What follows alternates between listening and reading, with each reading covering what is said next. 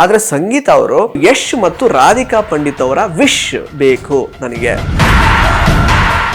Big boss ತತ್ಕ್ಷಣವೇ ಇಲ್ಲ, ಅದು ಸಾಧ್ಯನೇ ಇಲ್ಲ. ಸೊ ಅವರ ಹತ್ರ ಮಾತಾಡುವಂತಹ ಒಂದು ಅವಕಾಶ ಸಿಗಬಹುದಾ? ಪ್ಲಸ್ ಆಗುತ್ತೆ ಅನ್ನೋ ಕಾರಣಕ್ಕೇನೆ ಸಂಗೀತ ಅವರು ಇದನ್ನ ಕೇಳಿರಲೂಬಹುದು. ಸಂಗೀತ ಮತ್ತು ಕಾರ್ತಿಕ್ ನಡುವೆ ಆದಂತಹ ವಾಗ್ವಾದಗಳು, ಬರೀ ಜಗಳ ಆಡೋದು ಬಿಟ್ರೆ ಎಂಟರ್ಟೈನ್ಮೆಂಟ್ ಅಲ್ಲಿ ಸಂಗೀತ ಈ ಝೀರೋ. ಇದೇ ರೀತಿ ಅವರು ವಾಯ್ಸ್ ರೈಸ್ ಮಾಡಿ ಮೊದಲಿಂದನೂ ವಿನಯ್ ಅವರಿಗೆ ಒಂದು ಟಾಂಗ್ ಕೊಡ್ತಾ ಬಂದಿರ್ತಿದ್ರೆ. ನಮಸ್ಕಾರ ಸ್ನೇಹಿತರೆ, ನ್ಯಾಷನಲ್ ಟಿವಿಯ ಬಿಗ್ ಬಾಸ್ ಸೀಸನ್ 10 ಅಪ್ಡೇಟ್ ವಿಶೇಷ ಸೆಗ್ಮೆಂಟ್ಗೆ ಸ್ವಾಗತ. ನಾನು ಸುಜಯ್ ರಾಜ್. ಸ್ನೇಹಿತರೆ, ಸಂಡೆಯ ಎಪಿಸೋಡ್ ನಲ್ಲಿ ನಮ್ರತಾ ಅವರು ಔಟ್ ಆಗಿದ್ದಾರೆ. ಸೊ 15ನೇ ವಾರದ ಅಂತ್ಯಕ್ಕೆ ಎಲಿಮಿನೇಷನ್ ಅಲ್ಲಿ ನಮ್ರತಾ ಗೌಡ ಅವರು ಔಟ್ ಆದ್ರು. ಇದನ್ನು ನೀವು ನೋಡಿರ್ತೀರಾ. ಸಂಡೆಯ ಎಪಿಸೋಡ್ನಲ್ಲೇ ಆ್ಯಕ್ಚುಲಿ ತನಿಷಾ ಕುಪ್ಪಂಡ ಅವ್ರನ್ನ ಮತ್ತು ನಮ್ರತಾ ಗೌಡ ಅವ್ರನ್ನ ಮಾತಾಡಿಸುವಂತಹ ಪ್ರಯತ್ನವನ್ನು ಕಿಚ್ಚ ಸುದೀಪ್ ಅವರು ಮಾಡಿದರು. ಸೊ ಅದನ್ನು ಬಿಟ್ಟರೆ ಈಗ 16ನೇ ವಾರಕ್ಕೆ ಕಾಲಿಟ್ಟಿರುವಂತಹ ಸ್ಪರ್ಧಿಗಳು ಅಂತಂದರೆ ವಿನಯ್ ಅವರು, ಕಾರ್ತಿಕ್ ಅವರು, ತುಕಾಲಿ ಅವರು, ವರ್ತೂರ್ ಸಂತೋಷ್ ಅವರು, ಸಂಗೀತ ಅವರು, ಹಾಗೇನೆ ಪ್ರತಾಪ್ ಅವರು. ಟೋಟಲ್ 6 ಜನ ಇದ್ದಾರೆ ಇವಾಗ ಮನೆ ಒಳಗಡೆ. ಮನೆ ಬಿಕೋ ಅಂತ ಇದೆ, ಎಲ್ಲಿ ನೋಡಿದ್ರು ಒಂದು ರೀತಿ ಸೈಲೆನ್ಸ್ ಕಾಣಿಸ್ತಾ ಇದೆ. ವಿನಯ್ ಅವರು ಆ್ಯಕ್ಚುಲಿ ನಮ್ರತಾ ಗೌಡ ಹೋದ್ರು ಅನ್ನೋ ಕಾರಣಕ್ಕೆ ಕಣ್ಣೀರು ಹಾಕಿದ್ರು. ಅವರನ್ನು ಸಂತೈಸಲಿಕ್ಕೆ ಸಂಗೀತ ಶೃಂಗೇರಿ ಅವರು ಹಾಗೇನೆ ಪ್ರತಾಪ್ ಅವರು ಬಂದು ಅವರನ್ನು ಸಂತೈಸುವಂತಹ ಪ್ರಯತ್ನ ಮಾಡಿದರು. ವಿನಯ್ ಅವರಿಗೆ ಒಂದು ರೀತಿ ಓಕೆ, ತುಂಬ ಕ್ಲೋಸ್ ಆಗಿ ಇದ್ದಂತಹ ವ್ಯಕ್ತಿ ಅಂತ ಹೇಳಿದ್ರೆ ನಮ್ರತಾ ಗೌಡ ಅವರು ಈ ಮನೆಯಲ್ಲಿ ಆಫ್ಟರ್ ಸ್ನೇಹಿತ್ ಅಥವಾ ಆ ಒಂದು ಗ್ಯಾಂಗ್ ಏನಿತ್ತು ವಿನಯ್ ಅವ್ರ ಗ್ಯಾಂಗನ್ನು ಬಿಟ್ಟರೆ. ಸೊ ಕೊನೆಯ ಒಬ್ಬ ಅಭ್ಯರ್ಥಿ ಅಂತ ಹೇಳಿದ್ರೆ ಅವ್ರ ಜೊತೆಗೆ ತುಂಬ ಕ್ಲೋಸ್ ಇದ್ದಂಥವ್ರು ನಮ್ರತಾ ಗೌಡ ಅವರು. ಸೊ ಅವ್ರು ಹೋದ ತಕ್ಷಣ ನಿಜವಾಗ್ಲೂ ಕಣ್ಣೀರು ಹಾಕಿದ್ರು, ತುಂಬ ಬೇಜಾರು ಮಾಡಿಕೊಂಡ್ರು. ಸೊ ವಿನಯ್ ಅವರು ಒಂದು ಕಂಟೆಸ್ಟೆಂಟ್ ಹೋಗುವಾಗ ಈ ರೀತಿಯಲ್ಲಿ ಸ್ವಲ್ಪ ತುಂಬಾ ಬೇಜಾರು ಮಾಡ್ಕೊಂಡಿದ್ದು, ಅಂದರೆ ಬೇರೆ ಬೇರೆಯವರು ಹೋದಾಗ ಬೇಜಾರು ಆಗಿದ್ದಾರೆ. ಈ ರೀತಿ ಕಣ್ಣೀರು ಹಾಕಿದ್ದು ಎವಿಡೆಂಟ್ ಆಗಿ ಅಂತ ಹೇಳಿದ್ರೆ ನಮ್ರತಾ ಗೌಡ ಅವರು. ಸೊ ವಿನಯ್ ಮತ್ತು ನಮ್ರತಾ ಅವರ ನಡುವೆ ಇರುವಂತಹ ಒಂದು ಬ್ರದರ್ ಸಿಸ್ಟರ್ ಬಾಂಡ್ ಆ್ಯಕ್ಚುಲಿ ತುಂಬಾ ಇಷ್ಟ ಆಗ್ತಾ ಇದೆ ಅವರ ಫ್ಯಾನ್ಸ್ಗಳಿಗೆ. ಅದನ್ನು ಬಿಟ್ಟರೆ ನಿನ್ನೆ ಆ್ಯಕ್ಚುಲಿ ಬಹಳನೇ ಹೈಲೈಟ್ ಆದಂತಹ ವಿಷಯ ಬಿಗ್ ಬಾಸ್ ಮನೆಯಲ್ಲಿ ನಡೆದಿದ್ದೇನಂತಂದರೆ, ಮನೇಲಿ ಆ್ಯಕ್ಚುಲಿ ಬಿಗ್ ಬಾಸ್ ಅವರು ಅಂದರೆ ನಿಮ್ಗೆ ಏನೆಲ್ಲ ವಿಶ್ ಬೇಕು, ಆ್ಯಕ್ಚುಲಿ ನಿಮ್ಗೇನೆಲ್ಲ ಆಸೆ ಆಕಾಂಕ್ಷೆಗಳಿವೆ, ಬಿಗ್ ಬಾಸ್ ಈಡೇರಿಸಲು ಆಗುವಂತಹ ಏನೆಲ್ಲ ವಿಷಸ್ಗಳಿವೆ ಅದನ್ನು ನೀವು ಹೇಳ್ಕೋಬೋದು ಅನ್ನುವಂತಹ ಒಂದು ಚಟುವಟಿಕೆಯನ್ನು ಕೊಟ್ಟಿರ್ತಾರೆ ಈ 6 ಜನಕ್ಕೆ. ಸೊ ಆ ಒಂದು ವಿಷಯಕ್ಕೆ ಸಂಬಂಧಪಟ್ಟ ಹಾಗೆ ವಿನಯ್ ಅವರು ಆ್ಯಕ್ಚುಲಿ ಒಂದು ಮೂವಿ ನೈಟ್ ಥರ ಏನಾದರೂ ಅರೇಂಜ್ ಮಾಡಿಕೊಡಬಹುದಾ, ಅಂದರೆ ಯಾವುದಾದ್ರೂ ಒಂದು ಸುದೀಪ್ ಅವರ ಫಿಲಮ್ ಹಾಕಿ ನಮಗೆ ಮೂವಿ ನೈಟ್ ಒಂದು ಕೂಲ್ ಡ್ರಿಂಕ್ಸ್ ಎಲ್ಲ ಕೊಟ್ಟು ಸ್ವಲ್ಪ ಆ ರೀತಿ ಏನಾದರೂ ಅರೇಂಜ್ ಮಾಡ್ಬೋದಾ, ಪ್ಲಸ್ ಒಂದು ಗಿಚ್ಚಿ ಗಿಲಿಗಿಲಿ ಟೀಮನ್ನು ಕರೆಸಿ ಒಂದು ಕಾಮಿಡಿ ಏನಾದರೂ ಒಂದು ಎಂಟರ್ಟೈನ್ಮೆಂಟ್ ಏನಾದರೂ ಒಂದು ಕೊಡಿಸೋ ಥರ ಪ್ರಯತ್ನ ಮಾಡ್ಬೋದಾ, ಅಥವಾ ಈಗ ಟ್ರೋಲ್ಸ್ ಏನು ಫಾರ್ ಎಕ್ಸಾಂಪಲ್ ನಂದು ವಿನಯ್ ಅವ್ರದ್ದು ಟ್ರೋಲ್ಸ್ ತೋರಿಸಿರ್ತಾರೆ ಮೊನ್ನೆ ಒಂದು ಸ್ಯಾಟರ್ಡೇ ಎಪಿಸೋಡಲ್ಲಿ. ಸೊ ಆ ಥರದ್ದು ಬೇರೆಯವ್ರದ್ದು ಆ್ಯಕ್ಚುಲಿ ಆ ಥರದ್ದೊಂದು ಒಂದೊಂದೇ ಟ್ರೋಲ್ಸ್ ಆ ಥರ ಸ್ವಲ್ಪ ಯಾವುದಾದ್ರೂ ತೋರಿಸ್ಬೋದಾ ಅನ್ನೋ ಥರ ಒಂದು ವಿಶ್ ಕೇಳ್ಕೊಂಡಿದ್ದಾರೆ. ಅದು ಬಿಟ್ಟರೆ ಒಂದು ಮೂವಿ ನೈಟ್ ಅದೇ. ಮತ್ತು ಟಾಸ್ಕ್ ಒಂದು ಕೇಳ್ಕೊಂಡ್ರೆ ಆ್ಯಕ್ಚುಲಿ ಅವ್ರು ಇಷ್ಟಪಟ್ಟಿದ್ದಂತಹ ಒಂದು ಟಾಸ್ಕ್, ಅಂದರೆ ನಾನು ಅದನ್ನು ಆಡಬೇಕು ಅಂತ ನನಗೆ ತುಂಬ ಇಷ್ಟ ಆಗಿತ್ತು, ಬಟ್ ಅದನ್ನು ಆಡ್ಲಿಕ್ಕೆ ಆಗಿರಲಿಲ್ಲ. ಆ ಕಾರಣಕ್ಕಾಗಿ ಆ ಒಂದು ಟಾಸ್ಕನ್ನ ನಾನು ಆಡುವಂತಹ ಅವಕಾಶವನ್ನು ಮಾಡಿಕೊಡ್ಬೋದಾ, ಆ ರೀತಿ ಒಂದು ವಿಶಸ್ನ ಅವರು ಕೇಳ್ಕೊಂಡಿದ್ದಾರೆ. ಕಾರ್ತಿಕ್ ಅವರು ಆ್ಯಕ್ಚುಲಿ ವೀರ ಮದಕರಿಯ ಒಂದು ಸಿನಿಮಾದ ಒಂದು ಡೈಲಾಗ್ನ ನಾನು ಹೇಳಬೇಕು ಅಂತ ಕೇಳ್ಕೊಂಡ್ರು. ತಂಗಿ ಜೊತೆಗೆ ನಾನು ಮಾತಾಡಬೇಕು ಅಂತ ಕೇಳ್ಕೊಂಡ್ರು. ಇರೋದು ಸ್ವಲ್ಪನೇ ದಿನ ಆಗಿದ್ರು ಕೂಡ ತಂಗಿ ಜೊತೆ ಮಾತಾಡಿದ್ರೆ ಏನೋ ಒಂದು ರೀತಿ ನನಗೆ ಖುಷಿ ಆಗುತ್ತೆ, ಒಂದು ರೀತಿ ಒಂದು ಸ್ಟ್ರಾಂಗ್ ಆಗ್ತೀನಿ ನಾನು ಆಟ ಆಡೋದಕ್ಕೆ ಅನ್ನೋ ರೀತಿಯಲ್ಲಿ ಕೇಳ್ಕೊಂಡ್ರು. ಮತ್ತು ಡೊಳ್ಳು ಅನ್ನುವಂತಹ ಒಂದು ನ್ಯಾಷನಲ್ ಅವಾರ್ಡ್ ವಿನ್ನಿಂಗ್ ಸಿನಿಮಾದಲ್ಲಿ ಕಾರ್ತಿಕ್ ಅವರು ಆ್ಯಕ್ಟ್ ಮಾಡಿದ್ದಾರೆ. ಸೊ ಆ ಒಂದು ಡೊಳ್ಳು ಫಿಲಮಲ್ಲಿ ಡೊಳ್ಳು ಕುಣಿತ, ಆ್ಯಕ್ಚುಲಿ ಡೊಳ್ಳು ಕುಣಿತವನ್ನೇ ಬೇಜಾಗಿಟ್ಕೊಂಡು ಮಾಡಿರುವಂತಹ ಒಂದು ಸಿನಿಮಾ ಇದು. ಸೊ ಅಲ್ಲಿ ಇದಕ್ಕೋಸ್ಕರ ಕಾರ್ತಿಕ್ ಅವರು ಆ್ಯಕ್ಚುಲಿ ಡೊಳ್ಳು ಕುಣಿತವನ್ನು ಕೂಡ ಕಲ್ತಿರ್ತಾರೆ ಈ ಸಿನಿಮಾಗೋಸ್ಕರ. ಸೊ ಆ ಒಂದು ಕಲಾ ಪ್ರಕಾರವನ್ನು ಬಿಗ್ ಬಾಸ್ ಮನೆಯಲ್ಲಿ ತೋರಿಸೋ ಥರ ಏನಾದರೂ ಮಾಡಿಕೊಡ್ಬಹುದಾ ಅನ್ನುವಂತಹ ಒಂದು ವಿಷನ್ನು ಬಿಗ್ ಬಾಸ್ ಮುಂದಿಟ್ಟಿದ್ದಾರೆ. ವರ್ತೂರ್ ಅವರು ಅಫ್ಕೋರ್ಸ್ ಅವ್ರ ಹಳ್ಳಿಕಾರ್ ಆ ಎಮ್ಮೆಗಳೇನಿದೆ ಅದನ್ನು ಕರೆಸ್ಬೋದಾ ಇಲ್ಲಿಗೆ, ಆ ರೀತಿ, ಅಥವಾ ಒಂದು ಜಾತ್ರೆ ಏನು ನಡೆಯುತ್ತೆ ಹಳ್ಳಿಕಾರ್ ಜಾತ್ರೆ ಸಂಬಂಧಪಟ್ಟ ಹಾಗೆ ಒಂದು 5 ನಿಮಿಷದ ವಿಡಿಯೋ ಏನಾದರೂ ಪ್ಲೇ ಮಾಡ್ಬೋದಾ ಟಿವಿಲಿ ಅನ್ನೋ ಥರದ್ದು ಒಂದು ವಿಷ್ ಕೇಳ್ಕೊಂಡಿದ್ದಾರೆ. ಇನ್ನೊಂದೇನಂತ ಹೇಳಿದ್ರೆ ಫನ್ನಿ ಆಗಿತ್ತು ಆ್ಯಕ್ಚುಲಿ, ಬಿಗ್ ಬಾಸ್ ಅಂತ ಏನಿದಾರಲ್ಲ ಅವರನ್ನು ತೋರಿಸ್ಬೋದಾ ನಮಗೆ ಅಂತ ಕೇಳ್ಕೊಂಡ್ರು ಅವ್ರು. ಆ್ಯಕ್ಚುಲಿ ಬಿಗ್ ಬಾಸ್ ತತ್ಕ್ಷಣವೇ ಇಲ್ಲ, ಅದು ಸಾಧ್ಯನೇ ಇಲ್ಲ, ಈ ಒಂದು ವಿಷನ್ನು ಬಿಟ್ಟು ಬೇರೆ ಏನಾದರೂ ಕೇಳ್ಕೊಳ್ಳಿ ಅಂತ ಹೇಳ್ಕೊಂಡ್ರು. ಅದಕ್ಕೆ ವರ್ತೂರ್ ಅವರು ಆ್ಯಕ್ಚುಲಿ ನಮಗೆ ಪರಿಚಯ ಇರುವಂತಹ ಯಾರಾದರೂ ವ್ಯಕ್ತಿ ಜೊತೆಗೆ ಮಾತಾಡೋದಕ್ಕೆ ಅವಕಾಶ ಮಾಡಿಕೊಡಿ ಅಂತ ಕೇಳ್ಕೊಂಡ್ರು. ಪ್ರತಾಪ್ ಅವರು ಆ್ಯಕ್ಚುಲಿ ನಮ್ಮ ಡ್ರೋನ್ ಇಲ್ಲಿ ಬರಬೇಕು, ಅದನ್ನು ನಾನು ಸ್ವಲ್ಪ ಎಕ್ಸ್ಪ್ಲೈನ್ ಮಾಡಬೇಕು, ಅದರದ್ದು ಕಾರ್ಯಕ್ಷಮತೆ ಅದು ಹೇಗೆ ವರ್ಕ್ ಆಗುತ್ತೆ ಅದನ್ನೆಲ್ಲ ಎಕ್ಸ್ಪ್ಲೈನ್ ಮಾಡುವಂತಹ ಪ್ರಯತ್ನ ಮಾಡಬೇಕು, ದಯವಿಟ್ಟು ಆ ಒಂದು ವಿಶ್ನ ಪೂರೈಸಿ, ಜೊತೆಗೆ ಪೇರೆಂಟ್ಸ್ ಜೊತೆಗೆ ಇನ್ನೊಂದು ಸ್ವಲ್ಪ ಮಾತಾಡಬೇಕು ಅಂತ ಹೇಳ್ಕೊಟ್ರು. ಕ್ಯಾಪ್ಟನ್ ಆಗೋದಕ್ಕೆ, ಅಂದರೆ ಕ್ಯಾಪ್ಟನ್ ಆಗಬೇಕು ಅಂತ ತುಂಬ ಆಸೆ ಇದೆ ನನಗೆ, ಅಟ್ಲೀಸ್ಟ್ ಒಂದು 5 ನಿಮಿಷಕ್ಕಾದರೂ ಕ್ಯಾಪ್ಟನ್ ಆಗಬೇಕು ಅಂತ ಒಂದು ವಿಷಯನ ಮುಂದಿಟ್ಟರು. ತುಕಾಲಿ ಅವರು ಅಗೈನ್ ಕ್ಯಾಪ್ಟನ್ ಆಗಿರ್ಬೇಕು, ಇಲ್ಲಿ ತನಕ ನಾನು ಕ್ಯಾಪ್ಟನ್ ಆಗೋಕ್ಕಾಗಿಲ್ಲ, ಅಟ್ಲೀಸ್ಟ್ ಒಂದಿನಕ್ಕಾದ್ರೂ ನಾನು ಕ್ಯಾಪ್ಟನ್ ಆಗೋ ಥರ ಆದರೆ ಒಳ್ಳೇದು ಅಂತ ಕೇಳ್ಕೊಂಡ್ರು. ಮತ್ತೇನೋ ನಾನ್ ವೆಜ್ ಯಾವುದೋ ಒಂದು ಸ್ವಲ್ಪ ಬೇಕು ಅಂತೆಲ್ಲ ಕೇಳ್ಕೊಂಡ್ರು, ಆ ರೀತಿ. ಆದರೆ ಸಂಗೀತ ಅವರು ಅತ್ತಿಗೆ ಜೊತೆ ಮಾತಾಡಬೇಕು ಅಂತ ಕೇಳ್ಕೊಂಡ್ರು, ಸರಿ ಅದೆಲ್ಲ ಓಕೆ. ಬಟ್ ಕೊನೆಯದಾಗಿ ಒಂದು ಯಶ್ ಮತ್ತು ರಾಧಿಕಾ ಪಂಡಿತ್ ಅವರ ವಿಶ್ ಬೇಕು ನನಗೆ. ಸೊ ಅದರಿಂದ ನನ್ನ ಒಂದು ಆಟಕ್ಕೆ ಒಂದು ಎನರ್ಜಿ ಬಂದ ಹಾಗಾಗುತ್ತೆ, ಇನ್ನೂ ಚೆನ್ನಾಗಿ ಆಟ ಆಡಲಿಕ್ಕೆ ನನಗೆ ಒಂದು ಬಲ ಸಿಕ್ಕಿದಾಗ ಆಗುತ್ತೆ ಅಂತ ಅದನ್ನು ಕೇಳ್ಕೊಂಡ್ರು. ಜೊತೆಗೆ ರಕ್ಷಿತ್ ಶೆಟ್ಟಿ ಅವರು, ರಾಜ್ ಶೆಟ್ಟಿ ಅವರು ಮತ್ತು 777 ಚಾರ್ಲಿ ನಿರ್ದೇಶಕ ಕಿರಣ್ ರಾಜ್ ಅವರು ಇಲ್ಲಿ ಬಂದರೆ ನನಗೆ ಒಂದೊಳ್ಳೆ ಹುಮ್ಮಸ್ ಬರುತ್ತೆ ಆಟ ಆಡೋದಕ್ಕೆ ಅನ್ನುವಂತಹ ವಿಷಯನ ಹೇಳ್ಕೊಂಡಿದ್ದಾರೆ. ಜೊತೆಗೆ ಶ್ರುತಿ ಅವರು, ಅಂದರೆ ಬಿಗ್ ಬಾಸ್ ಏನು ವಿನ್ನರ್ ಆಗಿದ್ರಲ್ಲ ಶ್ರುತಿ ಅವರು, ಸೊ ಅವರಿಂದ ನಾನು ಕೆಲವು ಸಜೆಷನ್ಸ್ಗಳನ್ನು ಪಡ್ಕೋಬೇಕು, ಟಿಪ್ಸ್ಗಳನ್ನು ಪಡ್ಕೋಬೇಕು. ಸೊ ಅವ್ರ ಹತ್ರ ಮಾತಾಡುವಂತಹ ಒಂದು ಅವಕಾಶ ಸಿಗಬಹುದಾ ಅನ್ನುವಂತಹ ವಿಷಯಸ್ಗಳನ್ನು ಇಟ್ಟಿದ್ದಾರೆ.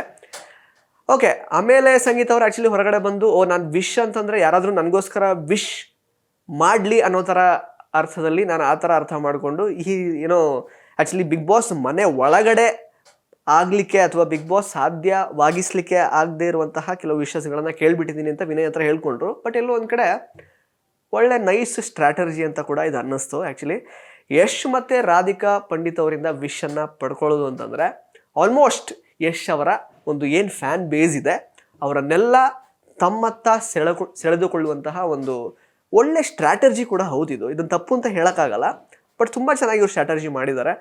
ಇದು ಆಗಲ್ಲ ಅಂತಲೂ ನಾವು ಅಂದ್ಕೊಳ್ಳೋಕ್ಕಾಗಲ್ಲ. ಯಾಕೆ ಅಂತ ಹೇಳಿದ್ರೆ ಸೀಸನ್ 8 ಮಂಜು ಪಾವಗಡ ಅವರು ನನಗೆ ಶಿವಣ್ಣ ವಿಶ್ ಮಾಡಬೇಕು ಅಂತ ಕೇಳ್ಕೊಂಡಿದ್ರು, ಅದನ್ನು ಕಲರ್ಸ್ ಕನ್ನಡ ಚಾನಲ್ನವರು ಸಾಧ್ಯವಾಗಿಸಿದ್ರು. ಬಟ್ ರಾಕಿಂಗ್ ಸ್ಟಾರ್ ಯಶ್ ಮತ್ತು ರಾಧಿಕಾ ಪಂಡಿತ್ ಅವರ ವಿಶನ್ನು ಸಂಗೀತ ಅವರು ಪಡ್ಕೊಳ್ತಾರಾ ಅನ್ನುವಂತಹ ಕುತೂಹಲ ಅಂತೂ ಇದ್ದೇ ಇದೆ. ಯಾಕೆಂತಂದರೆ ಯಶ್ ಅವರು ಆ್ಯಕ್ಚುಲಿ ಸಾಕಷ್ಟು ಅವರ ಕೆಲಸದ ಬಗ್ಗೆ ಮಾತ್ರ ಅವರು ಗಮನ ಕೊಡುವಂತಹ ವ್ಯಕ್ತಿ. ಸದ್ಯಕ್ಕೆ ತಮ್ಮ ಟಾಕ್ಸಿಕ್ ಸಿನಿಮಾಗೆ ಸಂಬಂಧಪಟ್ಟ ಹಾಗೆ ಅವರು ಫಾರಿನಲ್ಲಿದ್ದಾರೋ ಅಥವಾ ಬೆಂಗಳೂರಲ್ಲೇ ಇರಬಹುದು, ಬಟ್ ಕೆಲಸಕ್ಕೆ ಸಂಬಂಧಪಟ್ಟ ಹಾಗೆ ಅವರು ಅದರಲ್ಲಿ ಆ್ಯಕ್ಚುಲಿ ಬ್ಯುಸಿ ಆಗಿದ್ದಾರೆ. ಅದೇ ಕಾರಣಕ್ಕೇ ಅವರು ಕೆಲಸದ ಕಾರಣಕ್ಕೇ ಅವರು ಸಾಕಷ್ಟು ವಿಷಯಗಳನ್ನು ಮಿಸ್ ಮಾಡ್ಕೊಳ್ಳೋಕ್ಕೆ ರೆಡಿ ಇದ್ದಾರೆ. ಬಟ್ ಅಂದರೆ ಯಾವುದನ್ನು ಪ್ರಿಯೋರಿಟೈಸ್ ಮಾಡಬೇಕು ಅನ್ನುವಂತಹ ಒಂದು ಯೋಚನೆ ಅವರಿಗೆ ತುಂಬ ಇದೆ. ಸದ್ಯಕ್ಕೆ ಅವರು ತಮ್ಮ ಕೆಲಸವನ್ನು ಪ್ರಿಯೋರಿಟೈಸ್ ಮಾಡಿದ್ದಾರೆ. ಹಾಗಂತ ಇದು ಸಾಧ್ಯ ಆಗಲ್ಲ ಅಂತಲೂ ಹೇಳೋಕ್ಕಾಗಲ್ಲ. ಆದರೆ ಮಾತ್ರ ಆ್ಯಕ್ಚುಲಿ ಸಂಗೀತ ಅವರಿಗೆ ಇದು ಡೆಫಿನೆಟ್ ಆಗಿ ಪ್ಲಸ್ ಆಗುತ್ತೆ. ಆ್ಯಂಡ್ ಪ್ಲಸ್ ಆಗುತ್ತೆ ಅನ್ನೋ ಕಾರಣಕ್ಕೇ ಸಂಗೀತ ಅವರು ಇದನ್ನು ಕೇಳಿರಲೂಬಹುದು. ಅಗೈನ್ ಇಟ್ಸ್ ಎ ಸ್ಟ್ರಾಟರ್ಜಿ, ಇದರಲ್ಲಿ ತಪ್ಪಿಲ್ಲ. ಆ್ಯಂಡ್ ಅಗೈನ್ ರಕ್ಷಿತ್ ಶೆಟ್ಟಿ, ರಾಜ್ ಶೆಟ್ಟಿ ಅವರೆಲ್ಲ ಬರುವ ಕೂಡ ಅವರ ಫ್ಯಾನ್ ಬೇಸ್ ಕೂಡ ಸಂಗೀತ ಅವರಿಗೆ ಫೇವರ್ ಮಾಡುವಂತಹ ಚಾನ್ಸಸ್ ಜಾಸ್ತಿ ಇರುತ್ತೆ. ಸೊ ಕೊನೆಯ ವಾರದಲ್ಲಿ ಒಳ್ಳೆ ಸ್ಟ್ರಾಟರ್ಜಿಯನ್ನು ಸಂಗೀತ ಅವರು ಮಾಡಿದ್ದಾರೆ. ಒಳ್ಳೆ ಸ್ಟ್ರಾಟರ್ಜಿಗೆ ಅದನ್ನು ತಪ್ಪು ತಿಳ್ಕೊಳ್ಳೋ ಅವಶ್ಯಕತೆ ಇಲ್ಲ, ಅಥವಾ ಅದನ್ನು ರಾಂಗ್ ಸ್ಟ್ರಾಟರ್ಜಿ ಅಂತ ಹೇಳೋಕ್ಕೂ ಆಗಲ್ಲ. Strategy is A strategy. Just like Tukali ಹೇಗೆ ಎಲ್ಲರನ್ನೂ ಬಳಸ್ಕೊಂಡು ಎಲ್ಲರ ಹಿಂದೆ ಮಾತಾಡ್ತಾ ಫಿನಾಲೆ ವೀಕನ್ನು ತಲುಪಿದ್ರೋ, ಸಂಗೀತ ಅವ್ರದ್ದು ಕೂಡ ಇದು ಒಳ್ಳೆ ಸ್ಟ್ರಾಟರ್ಜಿನೇ. ಬಟ್ ಯಶ್ ಅವರು ಅಥವಾ ರಾಧಿಕಾ ಪಂಡಿತ್ ಅವರು ಈ ರೀತಿ ವಿಶ್ ಮಾಡೋ ಥರ ಆದರೆ ಬಿಗ್ ಬಾಸ್ ಜೊತೆಗೆ ಒಂದು ಸಂಬಂಧಪಟ್ಟ ಹಾಗೆ ಅಥವಾ ಬಿಗ್ ಬಾಸಿಗೆ ಸಂಬಂಧಪಟ್ಟ ಹಾಗೆ ಏನೋ ಒಂದು ಆ್ಯಕ್ಟಿವಿಟಿಯಲ್ಲಿ ಯಶ್ ಅವರು ತೊಡಗಿಸ್ಕೊಳ್ಳೋದು ಅಂತಾದರೆ ಬಹುಶಃ ಇದೇ ಆಗುತ್ತೆ, ಅಕಸ್ಮಾತ್ ಏನಾದರೂ ಅವರು ವಿಶ್ ಮಾಡಿದ್ರೆ. ಬಟ್ ಗೊತ್ತಿಲ್ಲ, ಕಾದು ನೋಡೋಣ. ಅದು ಬಿಟ್ಟರೆ ಆ್ಯಕ್ಚುಲಿ ಆ ಪೊಸಿಷನಿಂಗ್ ವಿಚಾರವಾಗಿ ಆ್ಯಕ್ಚುಲಿ ಏನು ಮೆಟ್ಲಲ್ಲಿ ಅಂದರೆ 1 2 3 4 5 6 ಆ ಥರ ಒಂದು ಹೈರಾರ್ಕಿ ಇತ್ತು. ಸೊ ಅದರಲ್ಲಿ ಒಬ್ಬೊಬ್ಬರು ಆ್ಯಕ್ಚುಲಿ ನೀವು ಅಂದರೆ ಒಂದೊಂದು ಕಂಟೆಸ್ಟೆಂಟ್ ನೀವು ಫಸ್ಟ್ ಅಂತ ಆದರೆ ಸೆಕೆಂಡ್, ಥರ್ಡ್, ಫೋರ್ತ್, ಫಿಫ್ತ್, ಸಿಕ್ಸ್ತಲ್ಲಿ ಯಾರಿರ್ತಾರೆ ಅನ್ನೋ ಥರದ್ದೊಂದು ಟಾಸ್ಕ್ ಇತ್ತು. ಸೊ ಆ್ಯಕ್ಚುಲಿ ವಿನಯ್ ಅವರು ಸೆಕೆಂಡ್ ಪ್ಲೇಸಲ್ಲಿ ಕಾರ್ತಿಕ್ ಅವ್ರನ್ನಿಟ್ಟರು, ಕಾರ್ತಿಕ್ ಅವರು ವಿನಯ್ ಅವ್ರನ್ನಿಟ್ಟರು, ವಿನಯ್ ಅವರು ಥರ್ಡ್ ಪ್ಲೇಸಲ್ಲಿ ಸಂಗೀತ ಅವ್ರನ್ನಿಟ್ಟರು. ಜೊತೆಗೆ ಪ್ರತಾಪ್ ಅವರು ಆ್ಯಕ್ಚುಲಿ ಸಂಗೀತ ಅವರನ್ನು ಸೆಕೆಂಡ್ ಪ್ಲೇಸಲ್ಲಿ ಇಟ್ಟರು, ಸಂಗೀತ ಅವರು ಪ್ರತಾಪ್ ಅವ್ರನ್ನ ಕಾರ್ತಿಕ್ ಪ್ಲೇಸಲ್ಲಿ ಇಟ್ಟರು, ವರ್ತೂರ್ ಅವರು ತುಕಾಲಿ ಅವರನ್ನು ಸೆಕೆಂಡ್ ಪ್ಲೇಸಲ್ಲಿ ಇಟ್ಟರು, ತುಕಾಲಿ ಅವರು ವರ್ತೂರ್ ಅವ್ರನ್ನ ಸೆಕೆಂಡ್ ಪ್ಲೇಸಲ್ಲಿ ಇಟ್ಟರು. ಬಟ್ ಪ್ರತಾಪ್ ಅವರು ವಿನಯ್ ಅವ್ರನ್ನ ಲಾಸ್ಟ್ ಪ್ಲೇಸಲ್ಲಿ ಇಟ್ಟರು, ವಿನಯ್ ಅವರು ಪ್ರತಾಪ್ ಅವ್ರನ್ನ ಲಾಸ್ಟ್ ಪ್ಲೇಸಲ್ಲಿ ಇಟ್ಟರು.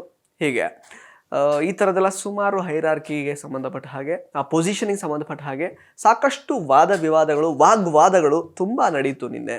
ಆ್ಯಕ್ಚುಲಿ ಅದರಲ್ಲಿ ಎಲ್ಲೋ ಒಂದು ಕಡೆ ತುಂಬಾ ಹೈಲೈಟ್ ಆಗಿದ್ದು ಅಂತಂದರೆ ಸಂಗೀತ ಮತ್ತು ಕಾರ್ತಿಕ್ ನಡುವೆ ಆದಂತಹ ವಾಗ್ವಾದಗಳು. ಎಲ್ಲೋ ಒಂದು ಕಡೆ ಕಾರ್ತಿಕ್ ಅವರು ಹೇಳಿದ್ರು, ಆ್ಯಕ್ಚುಲಿ ನೀವು ಹಿಟ್ಲರ್ ಥರ ಆಡೋದು ಪ್ಲಸ್ ಬರೀ ಜಗಳ ಆಡೋದು ಬಿಟ್ಟರೆ ಎಂಟರ್ಟೈನ್ಮೆಂಟಲ್ಲಿ ಸಂಗೀತ ಈ ಝೀರೋ ಅಂತ ಒಂದು ಮಾತನ್ನು ಹೇಳಿದ್ರು. ಎಲ್ಲೋ ಒಂದು ಕಡೆ ಇದು ನಿಜ ಅಂತ ಅನ್ನಿಸ್ತು. ಎಲ್ಲೂ ಕೂಡ ಫಸ್ಟಿಂದ ಅಂತ ನೋಡೋಕೆ ಹೋದರೆ ಎಲ್ಲೋ ಒಂದು ಎಂಟರ್ಟೈನ್ ಮಾಡಿ ನಮಗೆ ಖುಷಿ ಆಯಿತು ಸಂಗೀತ ಅವರು ಮಾಡಿದ ರೀತಿ ಅನ್ನೋ ಥರ ಎಲ್ಲೂ ಕೂಡ ಅವರು ಕಾಣಿಸ್ಕೊಂಡಿಲ್ಲ ಇಡೀ ಸೀಸನಲ್ಲಿ. ಇನ್ಫ್ಯಾಕ್ಟ್ ನಮ್ರತವರಾಗಿರ್ಬೋದು, ಎಷ್ಟೊಂದು ಜನ ನಮ್ರತವರು ತುಂಬ ಡ್ಯಾನ್ಸ್ ಮಾಡಿ ಆಗಿರ್ಬೋದು, ಅಥವಾ ಆ ಒಂದು ಮಿಮಿಕ್ರಿ, ಒಂದು ಮೈಮ್ ಮಾಡಿದ್ದು, ಅಥವಾ ಒಂದು ಸಣ್ಣದೊಂದು ಸ್ಕಿಟ್ ಥರ ಮಾಡಿದ್ದಾಗಿರಬಹುದು. ಸಾಕಷ್ಟು ವಿಷಯಗಳಲ್ಲಿ ಅವರು ಆ್ಯಕ್ಚುಲಿ ಖುಷಿ ಕೊಟ್ಟಿದ್ದಾರೆ. ಅವರನ್ನು ಬಿಟ್ಟರೆ ಸಾಕಷ್ಟು ಎಲಿಮಿನೇಟ್ ಆದಂತಹ ಕಂಟೆಸ್ಟೆಂಟ್ಗಳು ಕೂಡ ಎಂಟರ್ಟೈನ್ಮೆಂಟ್ ವಿಚಾರ ಅಂತ ಬಂದರೆ ಆ್ಯಕ್ಚುಲಿ ಸಂಗೀತ ಅವ್ರಿಗಿಂತ ಜಾಸ್ತಿ ಎಂಟರ್ಟೈನ್ ಮಾಡಿದ್ದಾರೆ. ಕಾರ್ತಿಕ್ ಅವರು ಅಫ್ಕೋರ್ಸ್ ತುಂಬಾ ಎಂಟರ್ಟೈನ್ ಮಾಡಿದ್ದಾರೆ, ತುಕಾಲಿ ಅವರು ಜಾಸ್ತಿ ಮಾಡಿದ್ದಾರೆ, ವಿನಯ್ ಅವರು ಎಂಟರ್ಟೈನ್ ಮಾಡಿದ್ದಾರೆ. ಪ್ರತಾಪ್ ಮತ್ತು ಸಂಗೀತ ಅವರು ಎಂಟರ್ಟೈನ್ಮೆಂಟ್ ಅನ್ನೋ ವಿಚಾರಕ್ಕೆ ಬರೋದಾದರೆ ಅವ್ರು ಏನೂ ಮಾಡಿಲ್ಲ. ಸ್ಟ್ಯಾಂಡ್ ತಗೊಳ್ತಾರೆ, ಏನೋ ವಿನಯ್ ಅವರು ಕೂಗಾಡಿದಾಗ ಅದಕ್ಕೆ ರಿಪ್ಲೈ ಕೊಡ್ತಾರೆ ಅನ್ನೋದೊಂದು ಬಿಟ್ಟರೆ, ಅದು ಬಿಟ್ಟು ಎಂಟರ್ಟೈನ್ಮೆಂಟ್ ಅಂದರೆ ನಾವು ನೋಡಿ ಒಂಥರ ಖುಷಿ ಆಯಿತು, ಅವ್ರು ಆಡ್ತಾ ಇರೋ ರೀತಿ ನೋಡಿ ಖುಷಿ ಆಯಿತು ಅನ್ನೋ ಥರ ಎಲ್ಲೂ ಅವರು ಎಂಟರ್ಟೈನ್ಮೆಂಟ್ ಆ್ಯಂಗಲಲ್ಲಿ ನೋಡುವಾಗ ಅವ್ರದ್ದು ಆ್ಯಕ್ಚುಲಿ ಕಾಂಟ್ರಿಬ್ಯೂಷನ್ ನಿಲ್ ಅಂತಲೇ ಹೇಳ್ಬೋದು. ಅದನ್ನು ಎತ್ತಿ ತೋರಿಸಿದ್ರು ಕಾರ್ತಿಕ್ ಅಂತ ಅಂದ್ಕೊಳ್ಬೋದು. ಸೊ ಕಾರ್ತಿಕ್ ಅವರು ಆ್ಯಕ್ಚುಲಿ ಸಂಗೀತ ಶೃಂಗೇರಿ ಅವರ ಮುಖವಾಡವನ್ನು ಬಿಚ್ಚಿಟ್ರು. ಸೊ ದಿನದಿಂದ ದಿನಕ್ಕೆ ಆ್ಯಕ್ಚುಲಿ ಸಂಗೀತ ಶೃಂಗೇರಿ ಅವರು ಆ್ಯಕ್ಚುಲಿ ಎಲ್ಲರನ್ನೂ ಒಂದು ರೀತಿ ಎನಿಮಿ ಮಾಡ್ಕೊಳ್ತಾ ಇದ್ದಾರೆ ಅಂತ ಅನಿಸುತ್ತೆ. ನಾವು ಆಗಲೇ ಹೇಳ್ತಾ ಇದ್ವಿ ಸ್ನೇಹಿತರೆ, ನಮ್ಮ ಎಷ್ಟೊಂದು ಬಿಗ್ ಬಾಸ್ ಅಪ್ಡೇಟ್ ವಿಡಿಯೋಗಳಲ್ಲಿ ಸ್ಟ್ರಾಂಗ್ ಆಗಿರೋದು ಓಕೆ, ಪೊಟೆನ್ಷಿಯಲ್ ಇರೋದು ಓಕೆ, ಬಟ್ ಅದನ್ನು ಎಲ್ಲರ ವಿರುದ್ಧ ಎಲ್ಲರನ್ನೂ ಎನಿಮಿ ಮಾಡ್ಕೊಳ್ಳೋದ್ರಿಂದ ಪ್ರೂವ್ ಮಾಡುವಂತಹ ಅವಶ್ಯಕತೆ ಇಲ್ಲ. ತಮ್ಮ ಸ್ಟ್ರೆಂತ್ ಏನು ಅನ್ನೋದನ್ನು ಬೇರೆ ಬೇರೆ ರೀತಿಯಲ್ಲೂ ಕೂಡ ತೋರಿಸ್ಕೊಳ್ಬೋದು. ಅಟ್ ದ ಸೇಮ್ ಟೈಮ್ ಇವತ್ತು ಆ್ಯಕ್ಚುಲಿ ಬೆಳಗ್ಗೆ ಪ್ರೋಮೋ ಒಂದು ರಿಲೀಸ್ ಆಗಿದೆ. ಅದರಲ್ಲಿ ವಿನಯ್ ಮತ್ತು ಪ್ರತಾಪ್ ನಡುವೆ ಒಂದು ಮಾತಿನ ಚಕಮಕಿ ನಡೀತಾ ಇದೆ. ಇಲ್ಲಿ ಸರ್ಪ್ರೈಸಿಂಗ್ಲಿ ಪ್ರತಾಪ್ ಅವರು ಆ್ಯಕ್ಚುಲಿ ವಿನಯ್ ವಿರುದ್ಧ ತುಂಬ ಜೋರಾಗಿ ಮಾತಾಡಿದ್ದಾರೆ, ವಾಯ್ಸ್ ರೈಸ್ ಮಾಡಿದ್ದಾರೆ. ಎಲ್ಲ ಒಂದು ಕಡೆ ಫಿನಾಲೆ ವಾರ ಬಂತಲ್ಲ ಈಗ. ಸೊ ಈಗ ತಮ್ಮ ಬೇರೆಯ ಒಂದು ಆ್ಯಂಗಲನ್ನು, ಬೇರೆಯ ಸ್ಟ್ರಾಟಜಿಯನ್ನು ಓಪನ್ ಮಾಡ್ತಾ ಇದ್ದಾರೆ ಡ್ರೋನ್ ಪ್ರತಾಪ್ ಅವರು ಅಂತ ಅನ್ನಿಸ್ತಾ ಇದೆ. ಯಾಕೆಂತಂದರೆ ಇದೇ ರೀತಿ ಅವರು ವಾಯ್ಸ್ ರೈಸ್ ಮಾಡಿ ಮೊದಲಿಂದನೂ ವಿನಯ್ ಅವರಿಗೆ ಒಂದು ಟಾಂಗ್ ಕೊಡ್ತಾ ಬಂದಿರ್ತಿದ್ರೆ ಬಹುಶಃ ಓಕೆ ಒಳ್ಳೆ ಟಗ್ ಆಫ್ ವಾರ್ ಅಂತ ಅನ್ಕೊಳ್ಬೋದಿತ್ತು. ಸಂಗೀತ ಅವರು ಫಸ್ಟಿಂದ ಕೂಡ ವಿನಯ್ ಅವರಿಗೆ ಅದನ್ನೇ ಮಾಡ್ತಾ ಬಂದಿದ್ದಾರೆ. ಬಟ್ ಪ್ರತಾಪ್ ಅವರು ಸಡನ್ನಾಗಿ ಈಗ ಕೊನೆ ವಾರಕ್ಕೆ ಬಂದಾಗ ಈ ರೀತಿ ತಿರುಗಿ ಬೀಳ್ತಾ ಇರೋದು ಎಲ್ಲೋ ಒಂದು ಕಡೆ ಇನ್ನೊಂದು ಥರದ ಸ್ಟ್ರಾಟಜಿ ಅಂತ ಅನ್ನಿಸ್ತಾ ಇದೆ.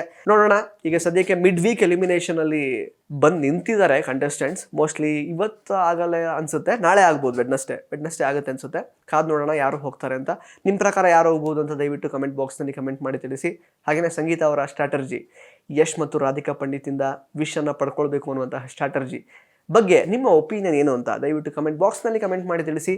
ಹಾಗೆಯೇ ಸಿನಿಮಾ ಮತ್ತು ಎಂಟರ್ಟೈನ್ಮೆಂಟ್ಗೆ ಸಂಬಂಧಪಟ್ಟ ಹಾಗೆ ಯಾವುದೆಲ್ಲ ವಿಷಯಗಳನ್ನು ನೀವು ಫಾಲೋ ಮಾಡಬೇಕು ಅಂತ ಅಂದ್ಕೊಳ್ತೀರೋ ಅದೆಲ್ಲವೂ ಕೂಡ ನ್ಯಾಷನಲ್ ಟಿವಿಯಲ್ಲಿ ಸಿಗುತ್ತೆ. ಸೊ ದಯವಿಟ್ಟು ನ್ಯಾಷನಲ್ ಟಿವಿಗೆ ಸಬ್ಸ್ಕ್ರೈಬ್ ಮಾಡಿ. ಧನ್ಯವಾದ.